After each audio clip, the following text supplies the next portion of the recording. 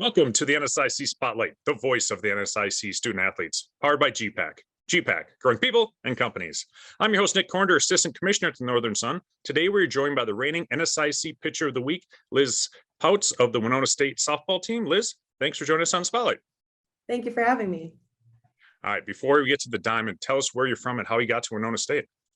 I'm from Pulaski, Wisconsin. It's about 15 minutes north of Green Bay, and I transferred to Winona State my sophomore year. All right, where did you transfer in from? The University of Wisconsin, Green Bay. And what was it about Winona State that drew you there?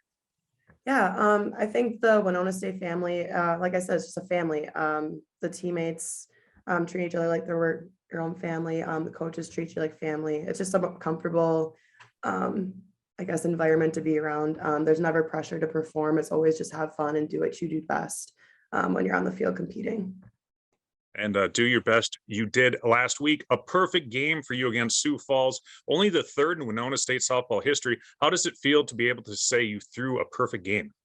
Looking back on it now, it's pretty cool. It's only the third perfect game I think I've thrown in my softball career, and the first of my collegiate career. So it's been awesome to be able to celebrate that with my team, my coaches, and my family. An interesting ending to the contest, as you were perfect through 5 innings, striking out the side in the top half of the 5th inning.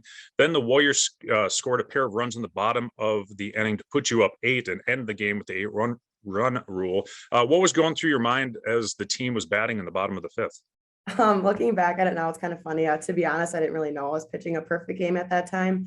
I knew in the back of my head, I knew I was striking out a lot of hitters in that game to that point.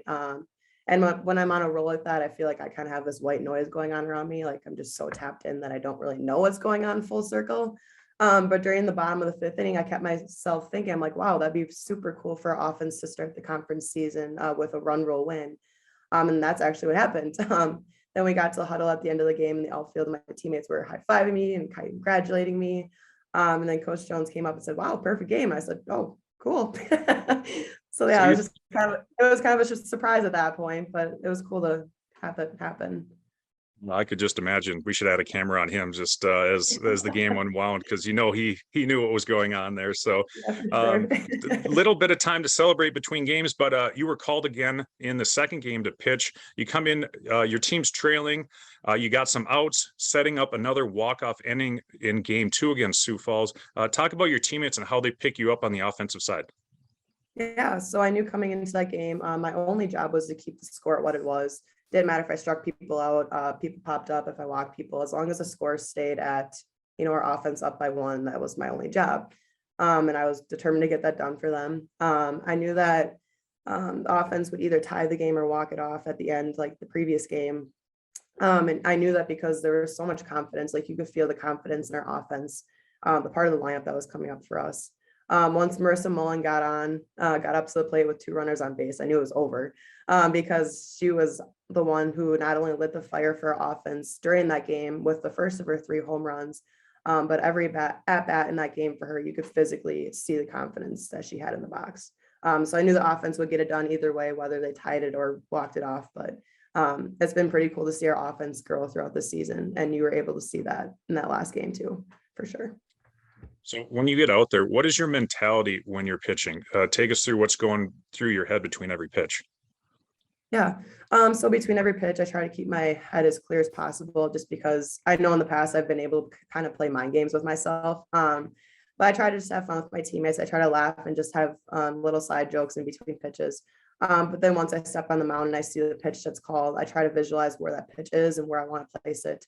And then I kind of just trust my body and mechanics to get that pitch there.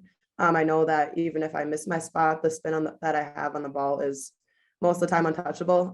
So I just have a lot of confidence in myself and the work I've put in the past couple seasons and even this last summer to get my balls where I need to be.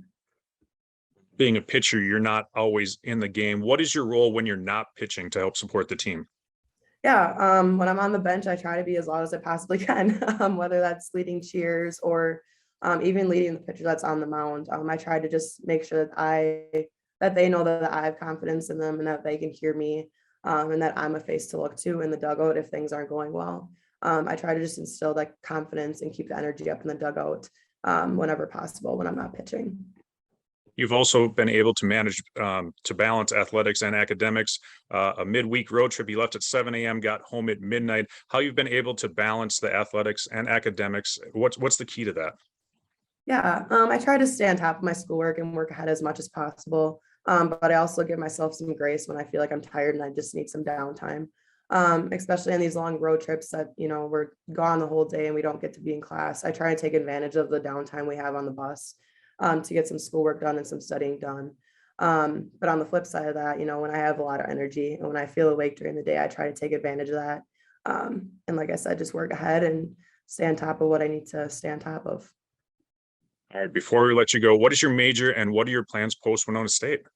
Yeah, I'm a double biology major. So I'm majoring in allied health and cell and molecular biology. I'm minoring in biochemistry, and I'm planning on going to pharmacy school after I graduate from Winona State. Pharmacy school. Excellent. Well, best of luck to you in that. That's going to wrap up this week's show. Thanks again to our sponsor, gpac. Liz, thanks for joining us, and best of luck to you and the Warriors as we enter the grind of April before the tournament in the first week in May. Awesome. Thank you so much, Nick.